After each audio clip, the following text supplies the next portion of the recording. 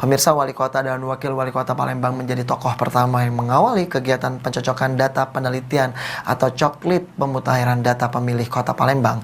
Petugas pemutahiran data pemilih Pantarlih mendatangi kediaman pribadi Wali Kota dan Wakil Wali Kota pada Senin pagi.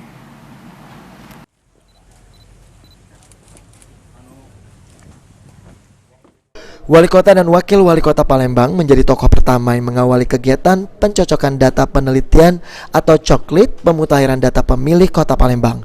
Petugas pemutahiran data pemilih Pantarlih mendatangi kediaman pribadi Wali Kota dan Wakil Wali Kota pada Senin pagi. Oleh petugas Pantarlih, Wali Kota dan Wakil Wali Kota Palembang diminta untuk menunjukkan identitas kependudukan, baik itu kartu keluarga, KTP maupun identitas pendukung lainnya. Lalu setelah selesai, rumahnya dipasang stiker pemilih di depan rumah.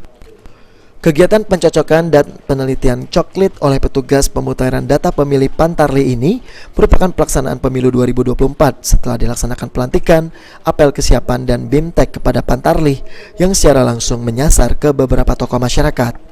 Pelaksanaan coklit ini akan berlangsung hingga 14 Maret 2023 mendatang. Hari ini petugas Pantarlih yang barusan dilantik kemarin sudah melaksanakan tugasnya untuk mendata pemilih tahun pemilu 2024. Jadi bersyukur hari ini banyak secara serentak dan juga besok ya secara serentak. Ini mulai dari kami. Ya. Jadi sudah sangat jelas sekali, lebih simple, lebih mudah. Jadi nanti cukup dengan KTP.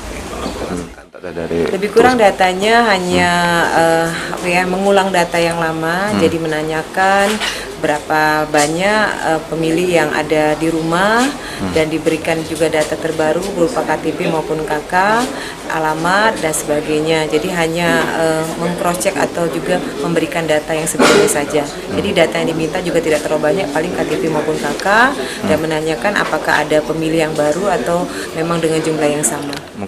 Abidin Riwanto, PAL TV.